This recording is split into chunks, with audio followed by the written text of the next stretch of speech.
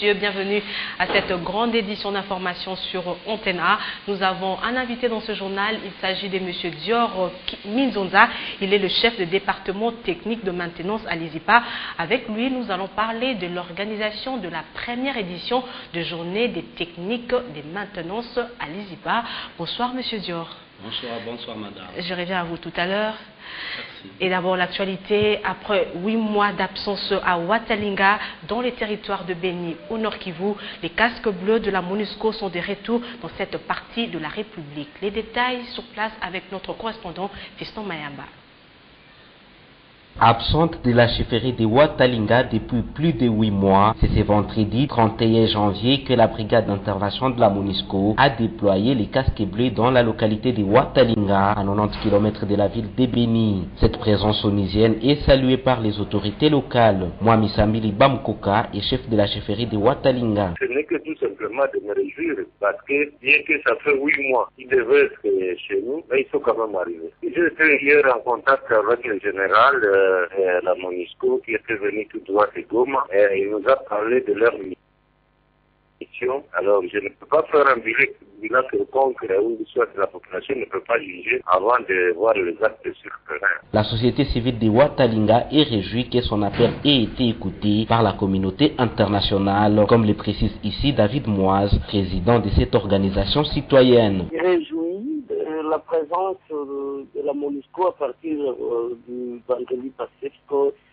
c'était un problème surtout qui nous préoccupait beaucoup, parce qu'il y a beaucoup d'humanitaires, et quand on essaie un peu de faire des plaidoiries, ils disaient non, parce que si la MONUSCO pouvait s'installer là-bas, et nous sommes réjouis, et aussi nous sommes réjouis parce que la MONUSCO, pour le moment, appuie les FARDC sur la mise de fonds. Il signale un retour des réfugiés congolais qui avaient fui en Ouganda, tout en appelant les humanitaires à apporter l'aide à la population de cette partie du territoire de Beni. Les paysans congolais commencent à quitter l'Ouganda parce qu'ils ont appris que la MONUSCO vient de s'installer au plan de Kamangou. Fiston Mambalarous à Beni pour Antenne A.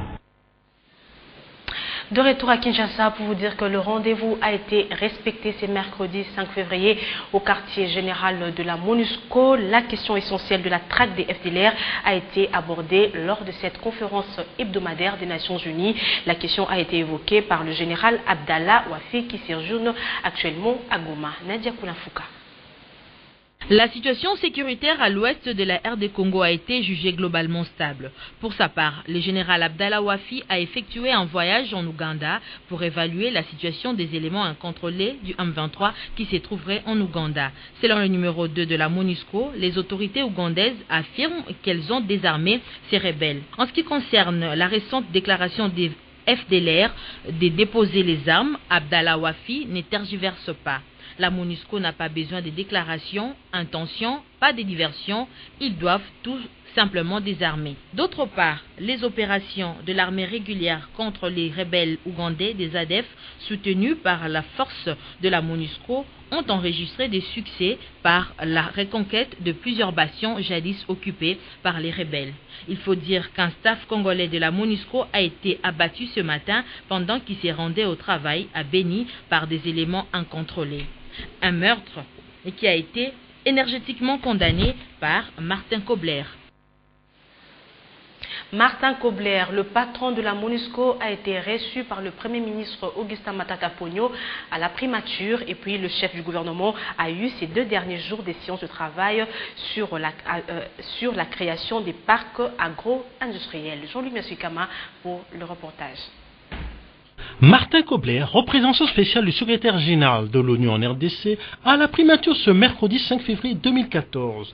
Les questions des FDLR, des ADF Nalou, des accords d'Addis Abeba, de la réconciliation à l'Est et du développement économique ont été évoqués avec le Premier ministre. L'ambassadeur Stephen Raab est quant à lui passé le mardi 4 février. Il est chargé par les États-Unis des enquêtes sur les crimes de guerre, contre l'humanité et de génocide. Le Premier ministre a discuté avec son hôte sur le projet de loi à présenter au Parlement sur la constitution des chambres spécialisées avec la participation des magistrats étrangers. Mark Simmons, ministre britannique en charge de l'Afrique, des territoires d'outre-mer, des Caraïbes et de l'énergie internationale, a planché avec le Premier ministre sur la paix et le développement. Ainsi, ils ont surtout parlé de l'agriculture. Et de l'agriculture, mieux, des parcs agro-industriels. Il en a été question avec les représentants des partenaires Union européenne, Banque mondiale et FIDA. Et toujours sur la question des parcs agro-industriels, le Premier ministre Augustin Matata Ponyo a conseillé 8 de ses ministres pour en discuter. Au dire du ministre de l'Agriculture, parmi les sites à développer, il y a celui de Bukanga Lonzo dans le Bandundu.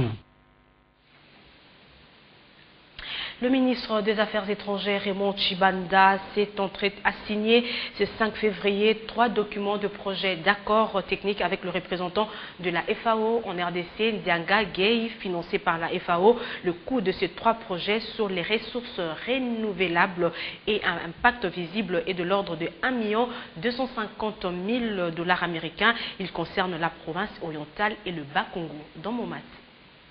Le premier projet porte sur l'appui à la promotion de la chaîne de valeur de la filière manioc en République démocratique du Congo. Le deuxième est relatif à l'appui d'urgence en intrants agricoles aux populations affectées par les événements de crise récents dans le territoire d'Irumu en province orientale. Et le troisième concerne l'appui à la gestion participative du parc marin de mangrove dans la province du Bas-Congo.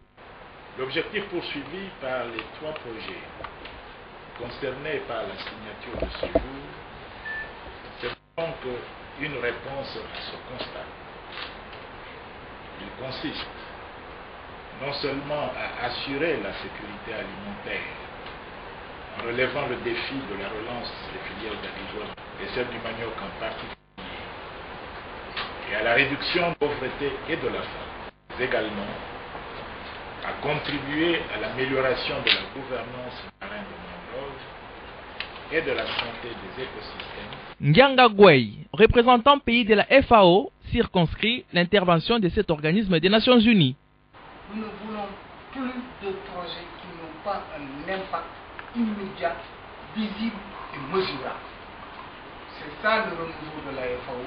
C'est ça que vous, les États membres, vous nous avez demandé de faire. Et je peux vous garantir, Excellence Monsieur le ministre, que ce que nous allons faire dans le cadre de ces 3 projets en droite ligne de ces directives. Le gouvernement s'est engagé à ne ménager aucun effort pour l'aboutissement heureux de ces 3 projets. Et puis cette nouvelle en bref, l'Agence de services frontaliers du Canada vient de débloquer un budget spécial pour faire venir au Canada une délégation du ministère de l'Intérieur de la République démocratique du Congo chargée de rapatrier en Afrique une trentaine de Congolais dont le Canada veut se débarrasser. Dans un courriel, la porte-parole de l'ASFC, cette opération peut s'avérer rentable si elle permet de renvoyer des personnes qui coûtent cher en frais de santé, des détentions ou de services sociaux, relève le journal canadien La Presse. Je reviens à notre invité de ce soir, M. Dior Minzonza. Vous êtes le chef du département technique de maintenance à l'ESIPA. Avec vous, nous allons parler de cette organisation de la première édition de journée des techniques de maintenance. De quoi s'agit-il exactement? Merci beaucoup, madame.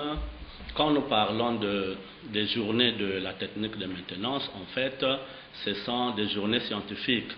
Vous savez que dans l'enseignement supérieur et universitaire, une institution est appelée à organiser des journées scientifiques chaque année. Et voilà pourquoi, cette année, le département de la technique de maintenance a pensé organiser des journées scientifiques directement rattachées à ce département.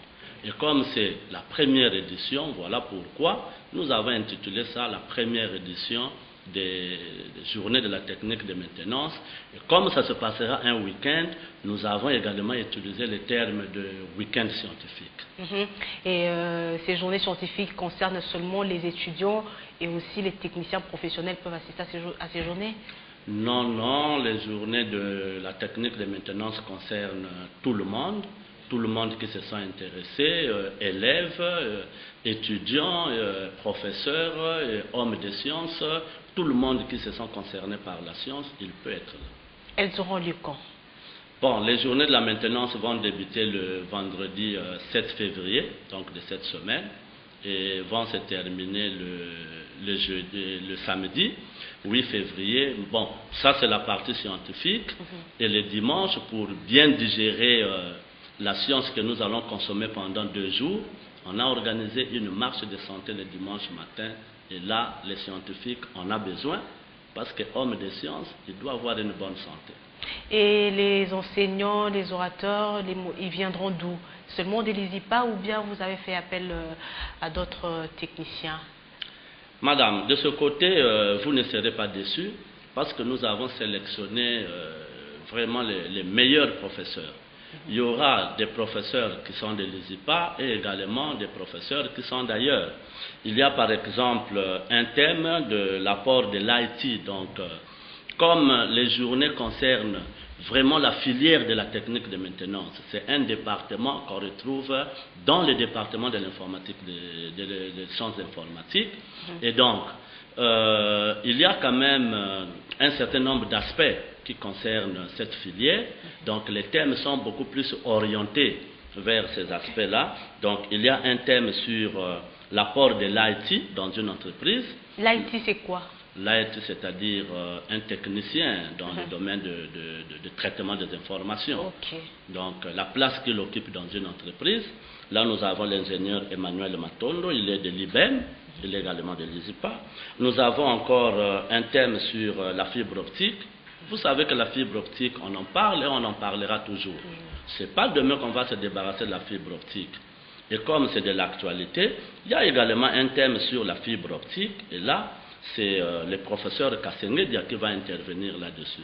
Je crois que les hommes de science, quand je parle de ce professeur, ils le comprennent. Et je prends par exemple un autre thème, madame, très important. L'éveil de la conscience et la participation de l'ingénieur informaticien à la protection de l'intérêt national et la lutte contre la fuite des cerveaux, enjeux et conséquences. Imaginez un peu la valeur de ce thème-là. Alors le professeur Osokonda Okenge viendra nous nourrir dans ce thème-là. Et il y a encore un thème sur les métiers de l'informaticien. Et là, le professeur Mviboudoulou est là, il est déjà prêt avec son intervention. Quand je parle du professeur Mviboudoulou, je crois que les hommes de science, les informaticiens de ce pays, ils en savent quelque chose. Donc nous avons fait vraiment une sélection vraiment de... c'est une équipe nationale, madame. Oui, monsieur Minzonza, nous allons revenir à la case départ. C'est quoi les techniques de maintenance? Bon, la technique de maintenance, c'est une technique en fait. Ça veut dire au pluriel ou au singulier? La technique ou bien les techniques? Bon, l'ensemble vient une technique. Nous parlons de la technique de maintenance comme expression, mais là-dedans, nous étudions plusieurs techniques qui sont orientées vers la maintenance des systèmes informatiques. Tous les équipements qui interviennent dans les systèmes informatiques, en tout cas, la filière là s'occupe de ça. La filière s'occupe du réseau informatique, de la télécommunication, de l'automatisation. Donc même les œuvres qui seront exposées pendant ces journées scientifiques, vous verrez qu'il y aura beaucoup d'œuvres dans le domaine du réseau, beaucoup d'œuvres dans le domaine de la télécommunication et également dans le domaine de l'automatisation. Monsieur Dior, je reviens à vous, le temps pour nous déterminer l'actualité. En collaboration avec le Centre Wallonie-Bruxelles, le Théâtre Flamand de Bruxelles a organisé ce mercredi 5 février 2014 une conférence de presse au cours de laquelle Paul Kerstens, son opérateur culturel, a présenté le projet Coup Fatal axé sur la musique du style baroque avec les instruments traditionnels. Les détails dans ce reportage de José Moussangana et Damien Maoumou. Après les prouesses enregistrées lors du festival Connexion Kin, KVS, le Théâtre Flamand de Bruxelles, revient à travers le projet Coup Fatal, axé sur la musique du style baroque avec des instruments traditionnels. Mais la particularité, c'est tout simplement qu'avec Coup Fatal, il y a la musique baroque du XVIIIe siècle de l'Europe, qui est devenue la musique urbaine de Kinshasa. Je pense que c'est ça, et qui respecte quand même les bases de cette musique. Qu'en est-il alors du programme des activités? La création sera à Bruxelles au mois d'avril et mai. La première mondiale, c'est à Vienne le 10 juin. Après, il y a d'autres dates. on présente ce spectacle est programmé dans le Festival d'Avignon. Début octobre, il y aura 2 représentations ici à Kinshasa. La prochaine édition du Festival Connexion Kin aura lieu en 2015. Et puis ce communiqué du Conseil supérieur de l'audiovisuel et de la communication qui dit exactement ceci. L'Assemblée plénière du Conseil supérieur de l'audiovisuel et de la communication réunie le mardi 4 février 2014 en sa 21e session ordinaire a examiné un certain nombre de recommandations reprenant l'ensemble des mesures déjà prises en vue d'un rappel à l'ordre. Il s'agit notamment des recommandations du Conseil supérieur de l'audiovisuel et de la communication numéro CSAC AP 08/2012 du 27 avril 2012 relatif à la publicité des maisons de soins. L'avis du Conseil supérieur de l'audiovisuel et de la communication numéro CSAC AP/156/2013 du 1er février 2013 contre l'abus de la diffusion de la publicité de boissons alcoolisées dans les médias audiovisuels. Recommandation du Conseil supérieur de l'audiovisuel et de la communication numéro CSAC AP/183/2013 du 31 mai 2013 relatif à la diffusion de programmes sur les activités des églises et des associations confessionnelles. Nonobstant ces différentes recommandations, le Conseil supérieur de l'audiovisuel et de la communication, CSAC, s'effondrant sur le rapport du Centre de monitoring des médias congolais, constate une multitude d'abus dans ces domaines qui méritent d'être recadrés. De ces faits, le CSAC rappelle aux médias la stricte application de ces recommandations sous peine de sanctions prévues par la loi, sollicite des institutions et services concernés de concourir au strict respect de ces recommandations. Fait à Kinshasa le 4 février 2013, le communiqué signé par l'abbé Jean Bosco la présidente et le rapporteur Madame Chantal Kanimbo. En sport, le président de la Fédération congolaise de football, Constant Omar Selemani, a visité ce mercredi 5 février 2014 le stade Tata Raphaël ex-Vema en réflexion pour recevoir le match qui va opposer l'SV Club de Kinshasa et le Canon Pillars du Nigeria ce dimanche 9 février 2014. Patrick Borel-Mukendi, Papi Katasi, Rigo Moulopo. Après la visite d'inspection effectuée le week-end dernier par les Kenyans Nicolas Chumbe Moussonnier, inspecteur de la Confédération africaine de football au stade Tata Raphaël de la Kétul, pour s'enquérir de l'état d'avancement des travaux du dit stade qui accueillera la rencontre préliminaire de la Champions League avec le Canon Pillars dès ce dimanche 9 février. Le président de la Fédération congolaise de football, Constant Omar Selemani, accompagné d'une forte délégation de la FECOFA, ont ensemble avec le président de la coordination des Vita Club, Gabriel Kumba Amissi, visité certains compartiments de ce temple du football. Une précision, ce stade est-il en mesure de servir de cadre pour ces rendez-vous? C'est qu'au terme de la visite de l'inspecteur de la CAF qui est passé par ici, M. Moussoni, il a adressé son rapport à la CAF et la CAF nous a répliqué un certain nombre d'observations. D'une manière globale, je dirais que je suis très satisfait, c'était au-delà de mes attentes. La seule façon d'encourager la personne qui met la main dans sa poche pour pouvoir sortir de l'argent et réhabiliter, permettre à ce que ce club puisse évoluer à domicile, parce qu'initialement, le club devait évoluer à Lubumbashi. Mais le comité a intégré la donne que le public de V-Club c'est ici et a pris l'initiative, le président de coordination, pour mettre la main dans la poche pour pouvoir réhabiliter ce stade et permettre à ce que les clubs puissent jouer ces matchs à nous. La famille Vert et Noir doit se liguer pour aller plus loin à la 18e édition de la compétition la plus prestigieuse de clubs organisée en Afrique, car les supporters en ont marre du phénomène générique qui voudrait que l'on quitte prématurément cette compétition entre en deuxième de finale. Et puis le MK Échancété de Kinshasa devra jouer ce samedi contre une équipe du Sud-Soudan, comptant pour la Coupe de la Confédération. Jusqu'à ce soir, l'équipe n'a pas encore quitté le pays. MK, forfait ou pas, au pouvoir public de s'y pencher. En dehors de nos frontières, quelques actualités. Microsoft a un nouveau patron. Il succède à son fondateur, l'américain Bill Gates. La paix entre les deux Corées au menu des discussions pour la première depuis plus de 3 ans. Raid sanglant et meurtrier de la police en Tunisie. Une bande opération antiterroriste selon les autorités qui a coûté la vie à 7 personnes armées, parmi lesquelles l'assassin présumé de l'opposant Choukri Belaïd. Les détails avec nos confrères de TV5 Monde. 4 heures d'affrontement dans ce quartier résidentiel de la banlieue nord de Tunis. Les 7 hommes armés retranchés dans cette villa ont tous été tués par les forces de sécurité. Le ministre de l'Intérieur n'a pas tardé à revendiquer une nouvelle victoire dans la lutte contre le terrorisme. Parmi les terroristes se trouvait Kamel Ghazghazi. Cela a été prouvé scientifiquement. Kamel Ghazghazi, l'auteur de l'assassinat politique de Choukri Belaïd. Le ministre de l'Intérieur de poursuivre ses explications en projetant les images d'un corps présenté comme étant celui de Kamel Ghazghazi et d'ajouter qu'il préparait un attentat de grande ampleur à Tunis.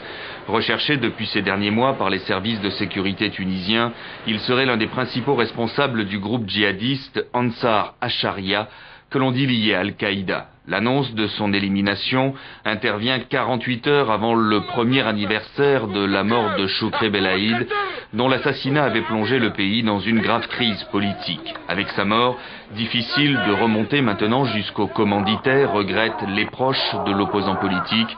Ils soupçonnent une manœuvre destinée à rassurer avant la venue vendredi à Tunis de responsables étrangers. Nous allons lire le journal dans une sélection et commentaires de Nadia Koulinfouka. Revue de presse.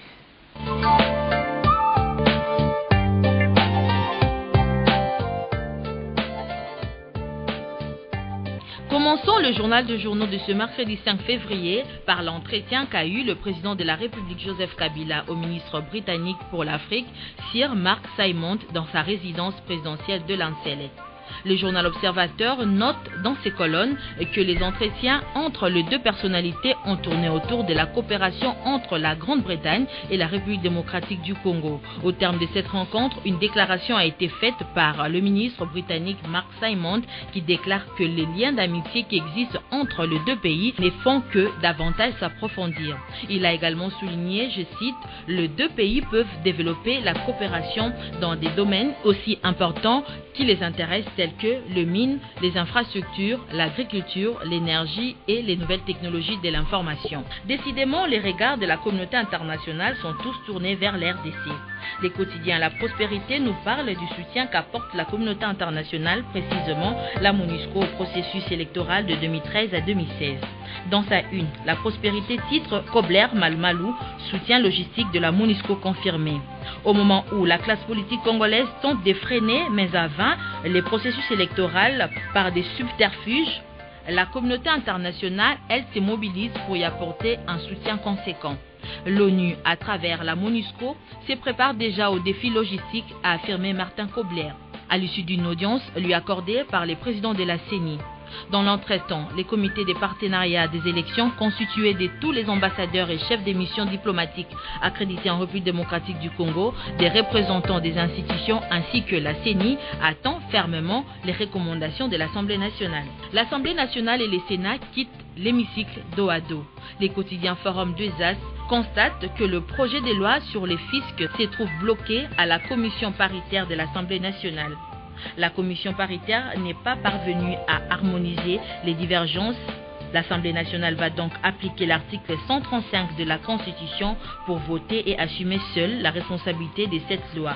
La Chambre haute du Parlement a donc pris acte de la divergence qui continue à diviser les deux chambres. Il faut dire que le projet de loi sur le fisc est un projet capital par lequel le gouvernement compte engager de moyens financiers colossaux à affecter à la construction des infrastructures de base au profit de la population. Or, ce bien-être dans l'intelligence des élus ne passe que par le respect du texte. En dépit de ces désaccords sur la loi d'amnistie, du projet de loi portant régime fiscal, douanier, parafiscal, il a fallu du tact et de la sagesse à Obamina Kwelon Keongo Adondo pour sauver la baraque d'une session value fondatrice de la cohésion nationale. Selon le journal La Référence Plus, opposition et la majorité satisfaite de la moisson. Les députés nationaux et sénateurs entament aujourd'hui leurs vacances parlementaires après une session marathon qui a produit ce projet de loi. C'est ainsi que s'est clôturée hier la session extraordinaire à l'Assemblée nationale, un pari gagné pour le bureau de la Chambre basse au regard de nombreux couacs observés sur le parcours et du travail titan réalisé en un mois. Terminons cette revue de presse par les journaux Forum de Zas. Les prononcés du jugement de l'affaire Germain Katanga reportés au 7 mars. La Chambre de première instance 2 de la Cour pénale internationale a décidé hier, mardi 4 février, de reporter au vendredi 7 mars 2014 l'audience au cours de laquelle sera rendu les jugements dans l'affaire opposant les procureurs à Germain Katanga. Fin de cette revue de presse, à demain.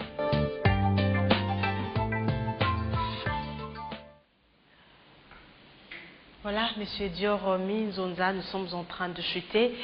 Dites-nous les attentes. Après l'organisation de ce journée scientifique, qu'est-ce que nous devons retenir de ces journées? Oui, donc à la fin de ces journées scientifiques, qui va se passer pendant un week-end, d'où nous avons choisi l'expression week-end scientifique. Donc à la fin de ce week-end, tout celui qui va participer à ce week-end, à cette première édition des journées de la maintenance, en tout cas, il sera bien nourri sur le plan scientifique. Les conférences sont là, les expositions sont là, et donc, à la fin de ça, tout le monde va sortir avec quelque chose de mieux dans sa tête qu'il n'avait pas peut-être. Mais c'est gratuit ou il y a des frais de participation? Non, c'est gratuit. Ce sont des conférences scientifiques qu'on ne peut pas faire payer aux gens. Des conférences scientifiques portes ouvertes. Portes ouvertes, voilà. Okay. Ce sont des journées portes ouvertes. Nous avons terminé. Un dernier mot?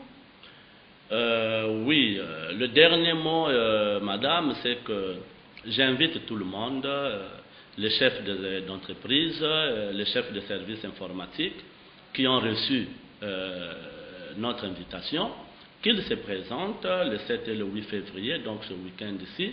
Ils vont un peu voir ce que nous faisons à l'ISIPA et ce que fait la filière là qu'on appelle la technique de maintenance. Ils vont un peu vivre de grandes conférences qui seront animées par une sélection de l'équipe nationale, c'est comme ça que moi j'appelle ça. Également les expositions. De toutes les façons, vous le savez bien que quand il y a exposition, ici à Kinshasa ou en RDC, l'ISIPA est parmi les meilleurs exposants.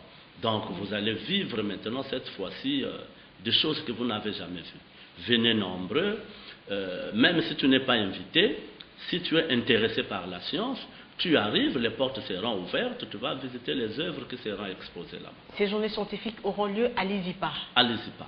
Lequel? Propre installation. L'ISIPA, le site de Kikwit, qui est sur Mouchi.